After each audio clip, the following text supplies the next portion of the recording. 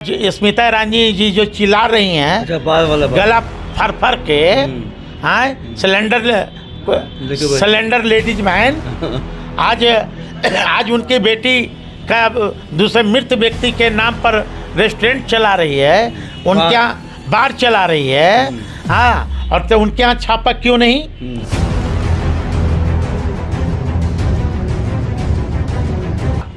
घोटालाबाज है।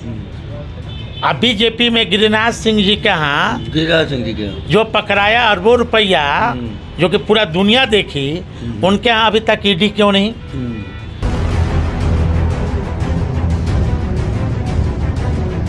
हाल में पूर्व मंत्री के यहाँ बीजेपी के चल रहा था, आज उनके यहाँ ईडी क्यों नहीं?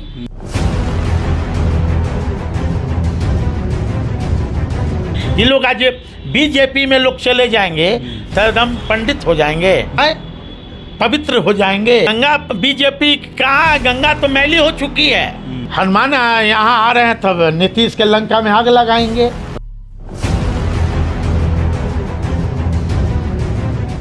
नमस्कार, आप देख रहे हैं प्रेस जागरण और प्रेस जागरण में आपका स्वागत है। मैं हूं कुंदन कुमार। बिहार में एक बार राजनीति फिर गर्मा गई है। आपको बता दें कि पशुपतिनाथ पारस जो पिछले साल जो पारिवारिक लड़ाई जो उनकी हुई थी चिराग पासवान से, एक बार फिर वो विवादों में आ गए हैं, क्योंकि एक बड़ा ही विवादित बयान उन्होंने रामविलास पासवान के दामाद को लेकर दे दिया है, जिनका नाम है साधु पासवान। उनके लिए उन्होंने कहा है कि चिराग से वो अभी रिश्ता निभा रहे हैं। वो उस दिन कहाँ थे जब उनको लास्ट जो आखिरी बार रामविलास पासवान का चेहरा तक देखने नहीं दिया जा रहा था। ये एक बहुत बड़ा विवादित बयान है और साधु पासवान जी की क्या राय है इस पे, हम आज उनके घर पे मौजूद हैं उनसे जानने के लिए कि क्या ये बात ऐसा हुआ था या सिर्फ पशुपतिनाथ पारस राजनीति कर रहे हैं और परिवार को फोड़ने की बात कर रहे हैं। सर, आपका स्वागत है हमारे प्रेस जागरण चैनल में। धन्यवाद। सर, एक बहुत ही बड़ा विवादित बयान आया है परिवार को लेकर। ऐसे तो रामायण के दौर से ही चला आ रहा है कि घर की भेदी लंका झाड़े, तो क्या फिर से पशुपतिनाथ पारस आप लोगों के घर में तो नहीं घुस रहे फिर से? देखिए, आदरणीय पशुपति कुमार पारस जी धृतराष्ट्र बन चुके हैं और उन्हें इतना तक उनको ये नहीं है कि जो व्यक्ति आदरणीय स्वर्गीय रामविलास पासवान उन्हें भाई नहीं मानते थे, उन्हें एक बेटा मानते थे और अपने पिता सम्मान भाई को एक पद के चलते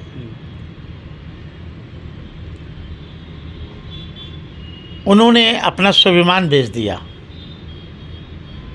अपने स्वाभिमान को उन्होंने गिरवी रखने का काम किया और आज के दौर में यदि स्वर्गीय रामविलास पासवान जी होते तो उन्हें कान पकड़कर घर से बाहर कर दिया होते, क्योंकि स्वर्गीय पासवान जी का विरासत को उन्होंने बेचने का काम किया और अपने बेटा समान भतीजा को उन्होंने एक पद के चलते पीठ में खंजर घोंपने का काम किया। जो आरोप कल सोशल मीडिया पर उन्होंने लगाया मेरे बारे में, हमारी धर्मपत्नी के बारे में और हमारे सासू माँ के बारे में, वो बयान को मैं निंदा करता हूँ। यदि पशुपति कुमार पारस जी घर की लड़ाई को सड़क पर ले जाना चाहते हैं तो शायद पशुपति कुमार पारस जी बहुत बड़ा भूल कर रहे हैं। एक और बात उन्होंने बहुत बड़ी बात कही थी कि चिराग पासवान जी तो घृणा करते थे, वो तो कहते थे कि ये लोग महकते हैं, हम लोग के पास नहीं जाना चाहते हैं। अब साधु पासवान जी क्या भूल गए उन सब बातों को? ऐसा क्या चिराग पासवान जी ने कभी कहा? आज मैं तो कह रहा हूँ ना, अभी हमारी बात पूरी हुई ही नहीं। उन्होंने दूसरा आरोप लगाया कि बेटी और उनके स्वर्गीय रामविलास पासवान की जो पहली पत्नी हैं हमारी सासू माँ राजकुमारी देवी, उनको सर्वेंट क्वार्टर में रखा जाता था।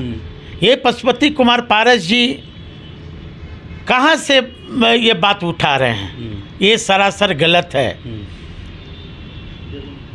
जो बेटी जिस समय पटना एयरपोर्ट का मामला, ये घटना है, और उस घटना के वक्त टोटल सोशल मीडिया और इलेक्ट्रॉनिक्स और प्रिंट मीडिया के लोग थे स्पॉट पे। सपोज मान लीजिए कि जिसके पिता का देहांत हो, चिराग जी का पिता का देहांत हो, और तो चिराग जी को होश रहेगा? नहीं, कभी नहीं। क्या उनके परिवार के और भी सदस्य को होश रहेगा जिसके घर से अर्थी निकल रहा हो? और एयरपोर्ट पे आदरणीय पशुपति कुमार पारस जी के देख रेख में यहाँ सब चल रहा था। यदि ठीक मैं थोड़ा देर के लिए मान भी लूँ, चिराग जी तो यहाँ थे नहीं कि उन्होंने हमको रोका, तो आदरणीय पशुपति कुमार पारस जी और उनके लोग क्यों नहीं मुझे अंदर जाने दिए? घर के अभिभावक थे, घर के बड़े सदस्य के रूप में थे, तो ये दोस्त अपने बचाने के चलते दूसरे को अपमान कर रहे हैं। ये चिराग पासवान को कितना अपमान करेंगे, कितना हमें अपमान करेंगे? यदि पशुपति कुमार पारस चचा का यदि मैं बोलने लगूं तो फिर बहुत इन्हें ये हो जाएगा, परेशानी हो जाएगी। कैसी परेशानी सर? आप गलत सलत आरोप लगा रहे हो किसी व्यक्ति पर। आप गलत सलत आरोप लगा रहे हो ना कि चिराग ने हिलने दिया। और पशुपति कुमार पारस चचा कभी नहीं चाहते थे कि हम चिराग, पूरे मेरी पत्नी और मैं एक हूँ। ये मलाई काट रहे थे 40 साल से। स्वर्गीय रामविलास पासवान जब जब मंत्री बने, जब जब ये मलाई खाए हैं। अभी भी तो मलाई ही खा रहे हैं। अभी आदरणीय मोदी जी ने इन्हें लेमचूस दिया, लॉलीपॉप भी नहीं दिया। लेमचूस जैसे छोटे बच्चे को लेमचूस दिया जाता है ना, वही लेमचूस देख देख के ये लोग अभी संतुष्ट कर रहे हैं। और मैं एक चीज़ और, मेरा नाम साधु है, मैं भविष्यवाणी कर रहा हूँ आपके चैनल पे कि ज़्यादा दिन के मोदी मंत्रिमंडल में ज़्यादा दिन के मेहमान नहीं हैं, ये चंद दिनों के मेहमान हैं। अच्छा जी, कि इनकी कार्यकलाप को नरेंद्र सरकार की मोदी ने जान रहा है। और बिहार की जनता पशुपति कुमार पारस चचा के साथ नहीं है, बिहार की जनता चिराग के साथ है।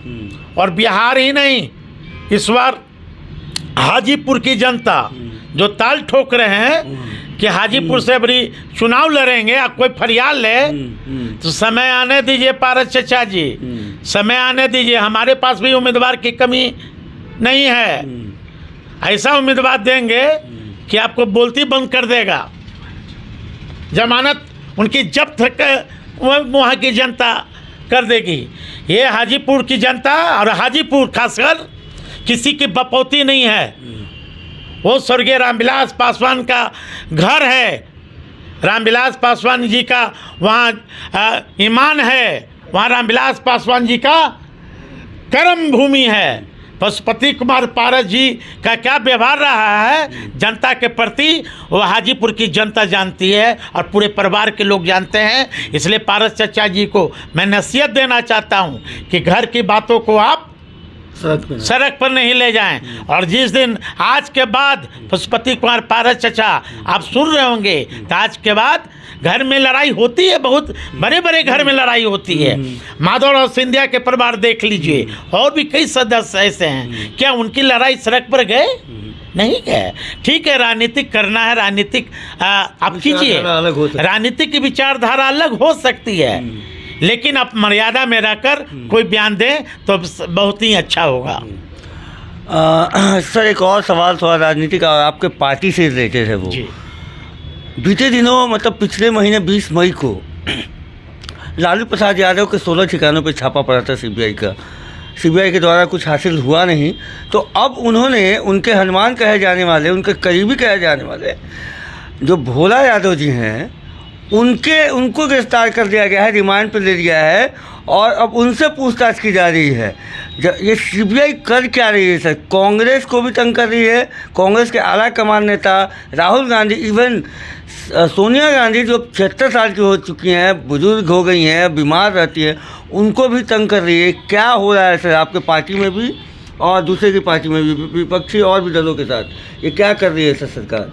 देखिए, छापा कहाँ पड़ा, किस दल के लोगों के यहाँ पड़ा, जिन्होंने आवाज़ किस व्यक्ति के घर पर पड़ा, ये बहुत बड़ा प्रश्नवाचक चिन्ह है। परा भोला यादव जी किस पार्टी से संबंध रखते हैं? राजद से। और अब जितने हमारे विपक्ष के यूपीए के साथी हैं, चाहे वो कांग्रेस के लोग हों, चाहे वो हमारे आरजेडी के साथी हों, चाहे हमारे तृणमूल कांग्रेस के साथी हों, यही लोग के यहाँ सबसे बड़ा घोटालाबाज है। अब बीजेपी में गिरिराज सिंह जी के यहाँ जो पकड़ाया अरबों रुपया, जो कि पूरा दुनिया देखी, उनके यहाँ अभी तक ईडी क्यों नहीं? स्मिता ईरानी की बेटी जो आज स्मिता ईरानी जी जो चिल्ला रही हैं, गला फर के, हाँ, सिलेंडर लेडीज मैन, आज उनकी बेटी का दूसरे मृत व्यक्ति के नाम पर रेस्टोरेंट चला रही है, उनके यहाँ बार चला रही है, हाँ, और तो उनके यहाँ छापा क्यों नहीं? आज और भी यहाँ मेघालय में पूर्व मंत्री के यहाँ बीजेपी के चल रहा था, आज उनके यहाँ ईडी क्यों नहीं? हाँ, यही नरेंद्र मोदी बेटी बचाओ और बेटी पढ़ाओ के नारा देते हैं, और यही बीजेपी के लोग बेटी को यानी कि ये में ठेला करो। ये लोग आज बीजेपी में लोग चले जाएंगे तो एकदम पंडित हो जाएंगे, आए पवित्र हो जाएंगे। गंगा है ना, गंगा है। और हम लोग हैं ये हैं, अरे गंगा बीजेपी कहाँ है? गंगा तो मैली हो चुकी है। ये लोग बीजेपी वाले लोग 2-3 चीज़ का इस्तेमाल कर रहे हैं, ईडी और सीबीआई, इनकम टैक्स, 3 चीज़ इनके हाथ में। हाँ, है ना? ये ऐसा नहीं हो जाए कि बिहार की नहीं देश की जनता इनके से इन लोग से परेशान है। ऐसा नहीं हो जाए कि एक अन्य देश में अभी हुआ ना कि राष्ट्रपति को छोड़कर श्रीलंका में भागना पड़े, तो ऐसा नहीं कि देश का चौकीदार को भी झोला लेकर भागना पड़े। वो तो कह चुके हैं कि हम तो सन्यासी हैं, जिस दिन मन करेगा झोला लेकर। ये सन्यासी हैं कि ब्रह्मचारी हैं? तो देख लीजिए ना, इन्हीं के लोग क्या ना वेश्यालय का धंधा चल रहा है। हाँ, ये क्या माननीय आदरणीय बोलेंगे? उनके हनुमान आ रहे हैं सर 31 तारीख को, अमित शाह यहाँ पटना में। हनुमान यहाँ आ रहे हैं, तब नीतीश के लंका में आग लगाएंगे। नीतीश के लंका में आग लगाएंगे। हाँ, निश्चित। अब नीतीश जी को सावधान हो जाना चाहिए। यही देश का चौकीदार है, देश का प्रधानमंत्री। नीतीश जी को क्या बोला था कि डीएनए में खोट है?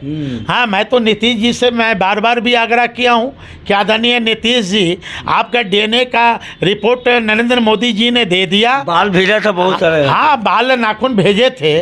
अब तो बीजेपी ऐसी पार्टी है कि बीजेपी चाहती है, मानवर काशी राम जी ने एक शब्द कहा था कि देश की 2 पार्टी ऐसी है जो कि एक शेषनाथ है और एक नागनाथ है, एक सूट पॉइजन है और दूसरा पॉइजन है।